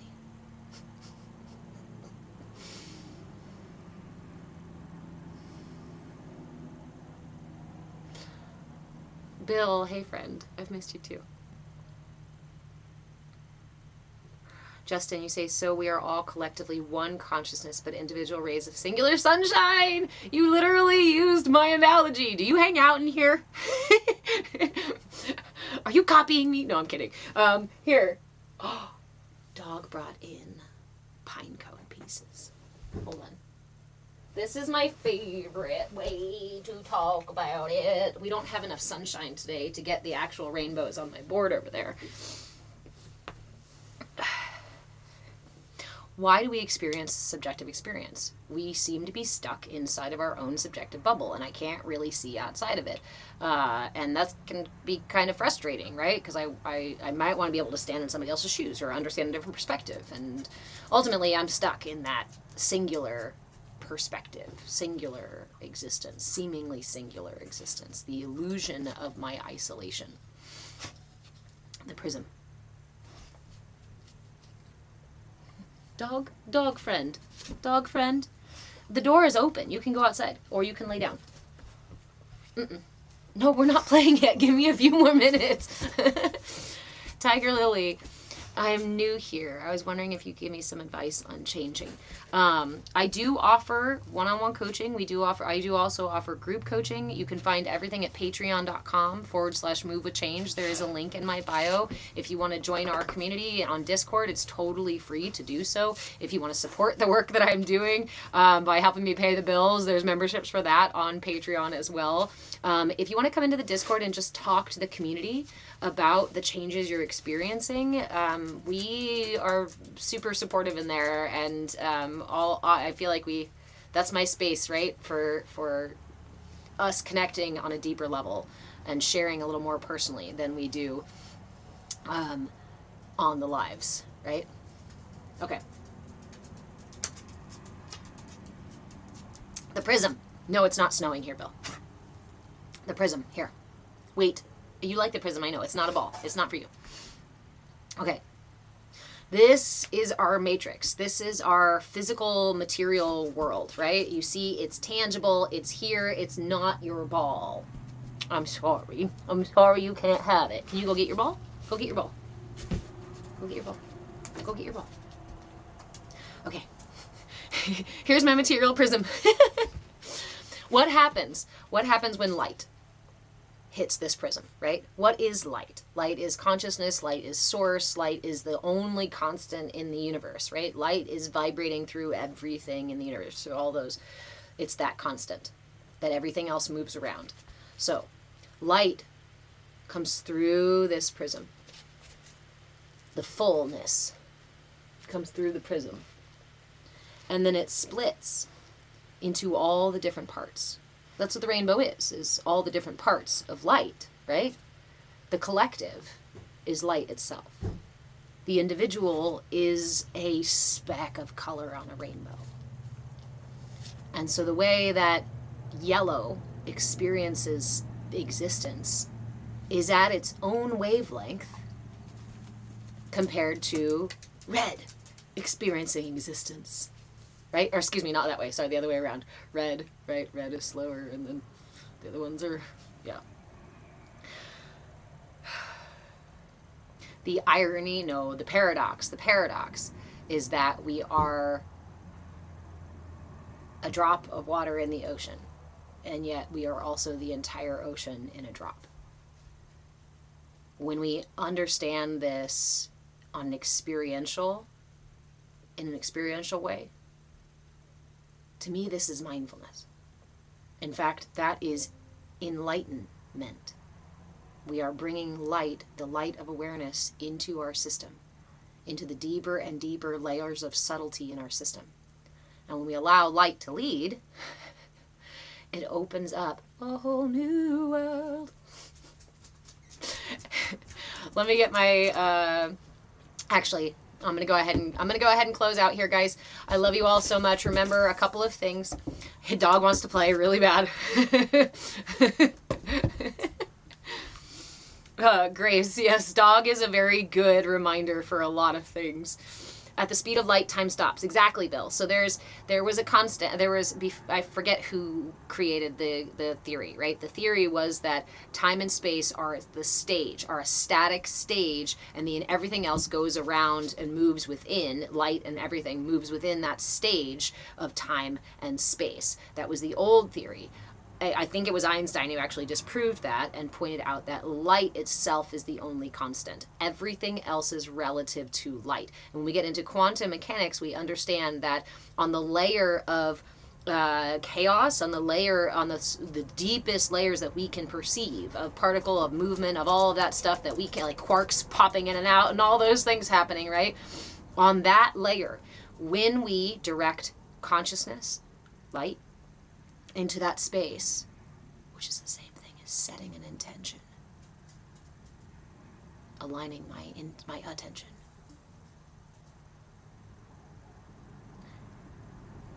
it determines something about that chaos. Manifestation is not something that's like super far reaching and really difficult to understand. It's quantum mechanics. It's when we give our attention to something, it has the illusion of being static. So practice mindfulness. Here's my favorite way to encourage you to experience quantum mechanics, experience manifestation, experience the way that you can change time and space itself.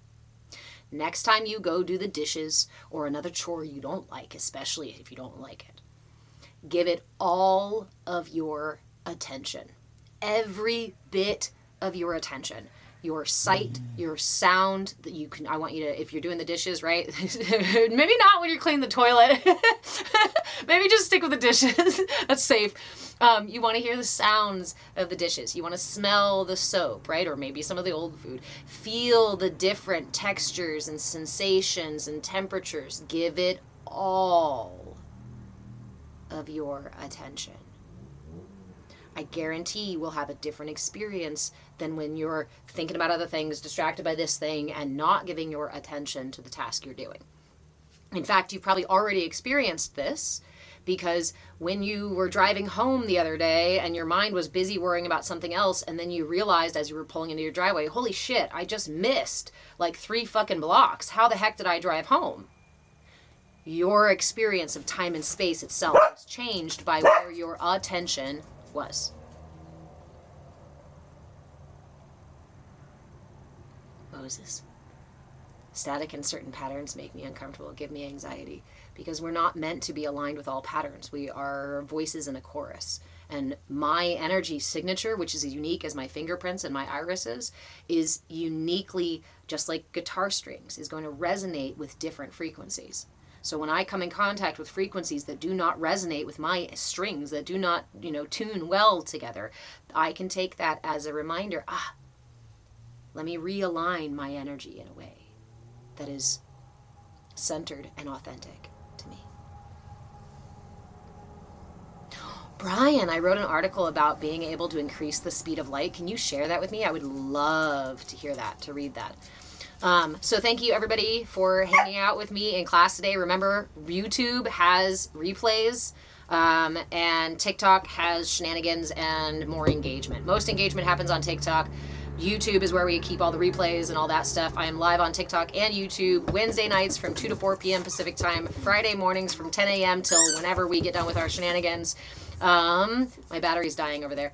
Go to patreon.com/movewithchange, and either sign up as a free member just to keep updated, or if you feel inclined to grab a membership and support the work that I do. I deeply appreciate it. You guys keep my lights on, and my internet going and all that. So thank you, thank you, thank you.